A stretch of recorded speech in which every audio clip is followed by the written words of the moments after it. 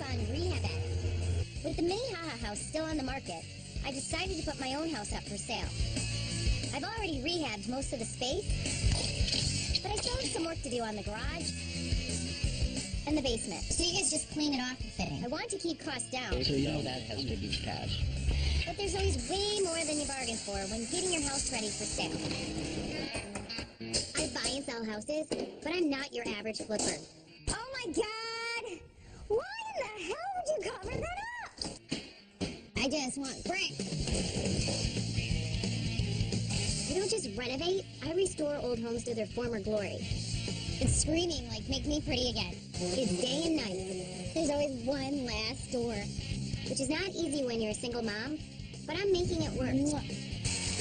My name is Nicole, and I'm addicted to rehab.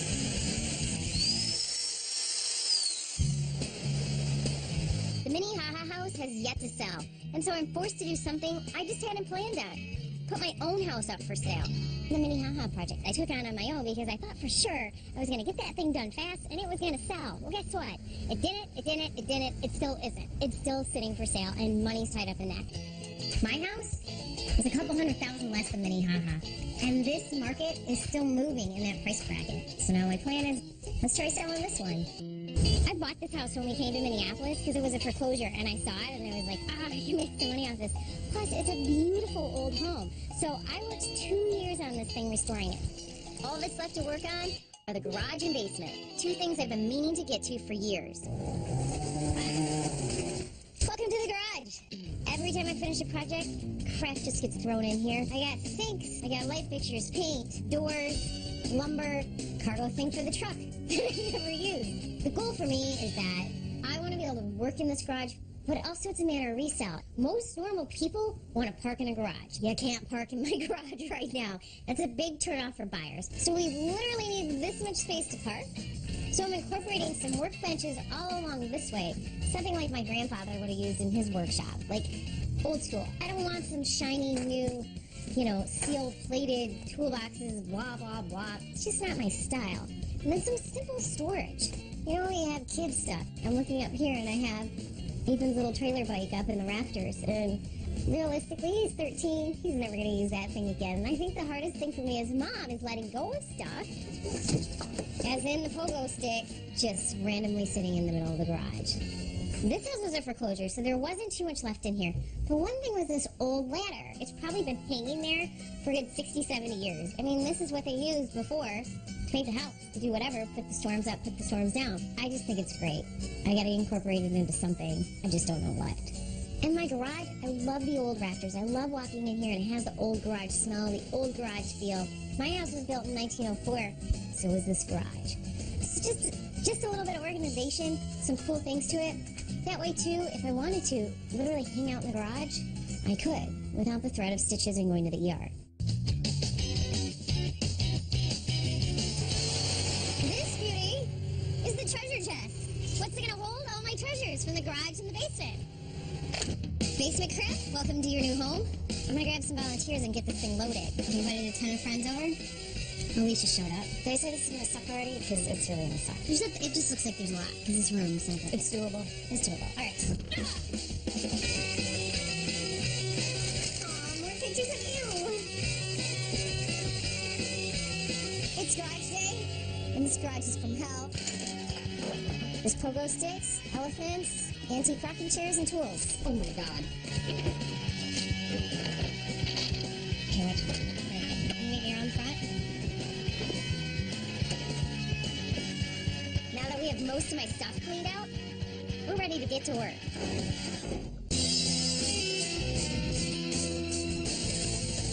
It's time to dig the hell out of the driveway today, which means we have a bunch of 100-year-old concrete that's just got to come up to put the new stuff in.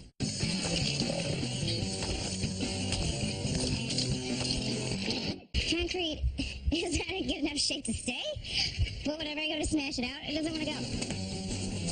There we go.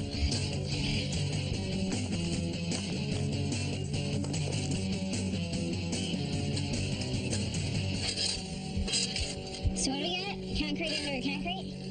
That's weird. Hey, They poured it themselves. I was hoping to get away with just pouring the driveway, butting it up against the existing garage floor.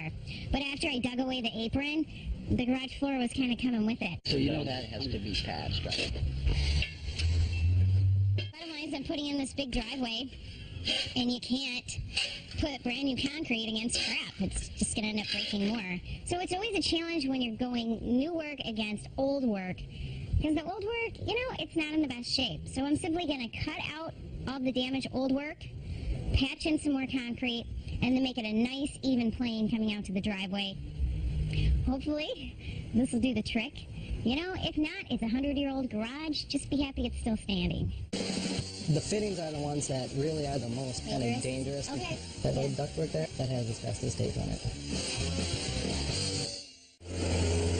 There's nothing fun about doing all the demo work for the garage until the Bobcat shows up. Then I'm all about getting dirty. If I get to drive around big equipment, puts me in a little bit better mood. But now we're finally ready to pour. Everything's wetted down. One, it keeps the dust to a minimum, but two, pouring the concrete on a wet surface actually helps it adhere a little better. What I've seen over the years is a number of real quick concrete jobs, and they simply just throw it on over dirt and pour it and frame it, and then they wonder why it cracks and just kind of chips away. But we've actually dug this down a strong 7 inches here, so we're going to have a good layer of concrete. That way it meets evenly with the alley.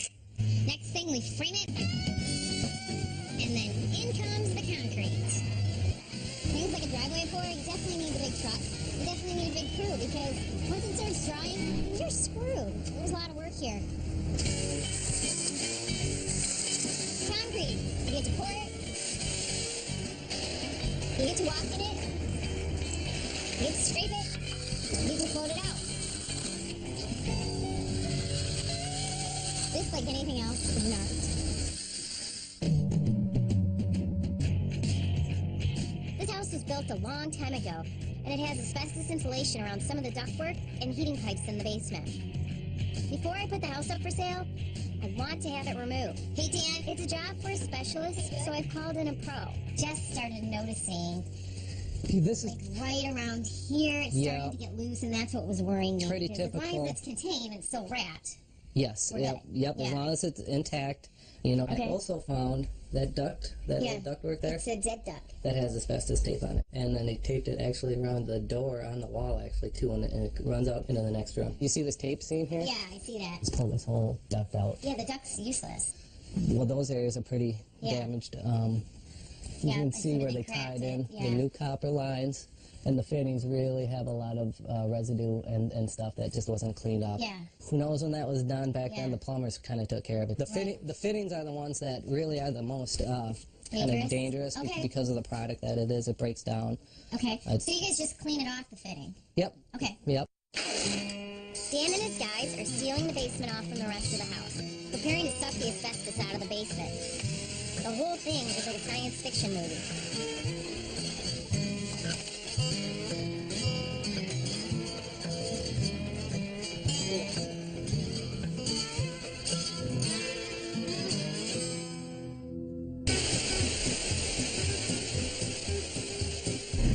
I tell people this, and then they kind of do a cringe face. But all of the furniture in my house, I picked out of the garbage. I picked out antique bedroom sets. I picked out tables. I picked out cabinets. I picked out sinks. The sink in my half bath is from the garbage. Oh, what do we got here? It looks like a piece of crap bench of some sort. And it's right up my alley. These are way cool. I think that this is going to be a workbench made out of nothing but scrap lumber. I like it. I think all of my injuries have occurred from picking up somebody's garbage. It's always heavy stuff. This is called the cartwheel trick. Scoot it and rock it and hope it doesn't fall on your head. There it is. Okay. It's actually a lot easier than I thought. All right, bench, you have a new home. Figure out a plan now. I got some cabinets. I got the workbench. I think I got plenty of storage in there. I gotta roll over to Minnehaha. Actually, I had a second showing, and actually, it's more like a 15th showing because I've seen these people. They keep going through my open houses and everything. And I just keep kind of screaming to them telepathically, buy the damn house already. And there's lights on when I stop by. You know, real estate agents hate presenting offers over the phone. I think they're always a little nervous. And quite frankly, most of the time I think they're scared of me. I kind of got a reputation for being a bit of a hard ass. But I don't want to wait for an email, a fax, a hand delivery of a PA. If you got a written offer, throw it to me. So did they like it coming through the second time? Do you have a feeling that they're going to write? Okay. And how much? Wow. That's 100-year-old sand or somebody's dead body. Not really sure. Basically, the people were saying, thank you so much for renovating it for the past 2 years for free. And how much? Wow. And they were asking for closing costs, too? There's even birds tweeting today. I hear them. Even the birds are happy. I'm wondering, people, if you really love the house, why such a poopy offer? About 200 shy of where I needed it to be. And not like $200, because, you know, that's like shoe money to me, but $200,000. At this point, basically the people were saying, we love the home, and thank you so much for renovating it for the past 2 years for free. We're so eager to move in. Realistically, I think my house is going to sell faster than Minnehaha. You know, it's a real young location. It's, you know, close to the lake, and it's a better price point for people right now. You know, it's $400,000 versus a big chunk of money here at the 8 mark. So back to reality. I still have 2 mortgages, and I got to figure out the plan.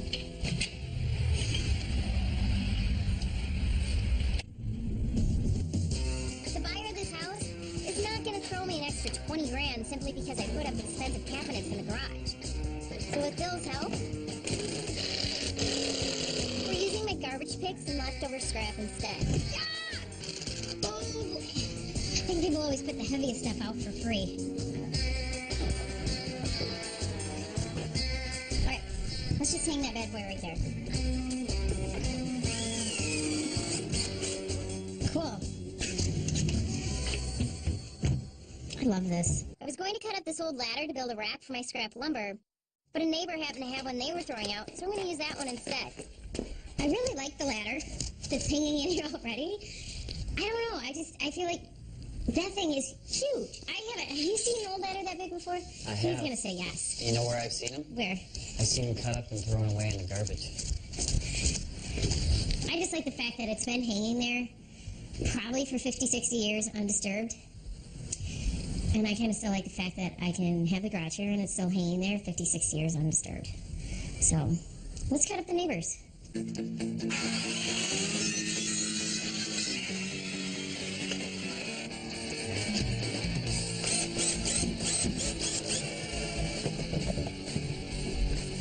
Go 42.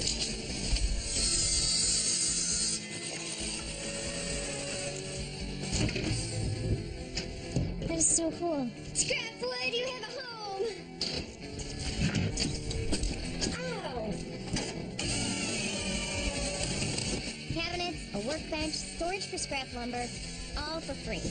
And it fits with the look of my 100-year-old garage. I love it.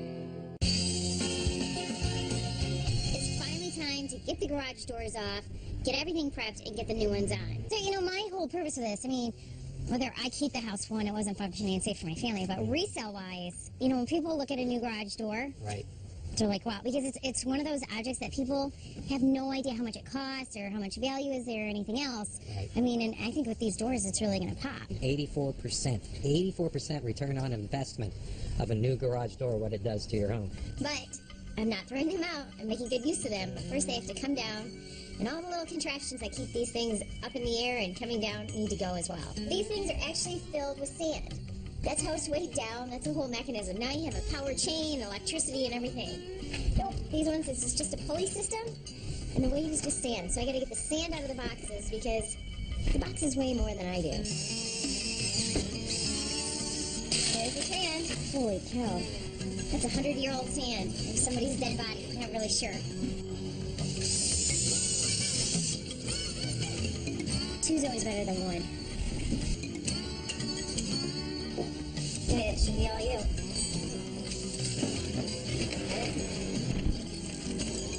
these doors had been properly maintained for the last 100 years, I'd be able to keep them in or modify them or do something, but it's not only the mechanism that keeps them going up and down, it's just unsafe. It's just the fact that these are all rotted and everything. I've just been so afraid that this door is just gonna like snap my child into. Holy cow. Okay. That won't pop out yet? No.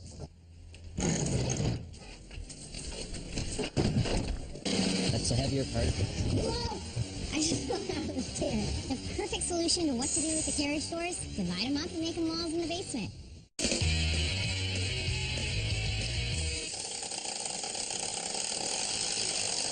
Had my crew out with Crawford door and Genie garage door opener, and we replaced the old decrepit carriage doors on my house and put in these fabulous new doors with an old look. So I still have the old look, but it's new and improved. I love the fact that the new garage door opener is not going to pull for this. It's got the best of both worlds, and it's going to really add, resale value, which is really important to somebody like me who is going to have to sell her home. The garage doors just didn't work on the garage anymore, but that doesn't mean they're not going to work somewhere else in this house. And for me, the perfect solution to what to do with the carriage doors, divide them up and make them walls in the basement. No one in 1904 had finished basements with Berber carpeting and drywall walls and drop ceiling and glass block walls. It just didn't exist. You hear that noise, Bill? That annoying clang, clang, clang? Yeah? Tool belt. Yep. So I don't wear it. I'm going in first. That's the heavier part. Bringing these carriage doors in. I'm keeping it original. Whoa! I just don't understand. That was scary. And the best part is, the carriage doors belong to this house. They're just right for my basement. This is a perfect example. When people always ask me, like, oh wow, what color stain is that? It's just pure age. All this wood is natural timber. So all the dark that you see, it's just years on it. This is where we stripped off the one trim piece. This is what they looked like originally. And I gotta say, for 100 years of wear and tear, it's not too bad. All that's left in the garage are a few finishing touches and we're good to go. Sweet. Got the pegboard. Not looking too bad for free. Couple cans of spray paint. Looks great. Half my lung. It's awesome.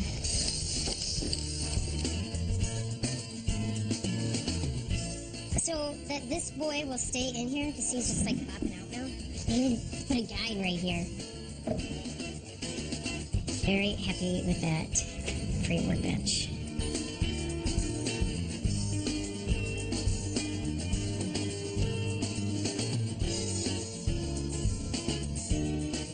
I hated to get rid of the original look of the house because the carriage doors were original. However, they weren't safe. They didn't function. And with looking at selling the home, the first thing people say is like, oh, what are we going to do with these garage doors? Now, they're replaced, and it looks better than ever. I gotta say, I love the dark wood grain. It really pops, and it really makes my home look like $1 million property. And guess what? It's not, but the garage looks like it is. Next time on Rehab Addict. I really had these really cool visions of this basement since I bought this house. Now with the idea that I have to sell it, finishing this basement, yes, perfect. And making it livable space is key. There's a lot riding on this, so you kind of want to get it right.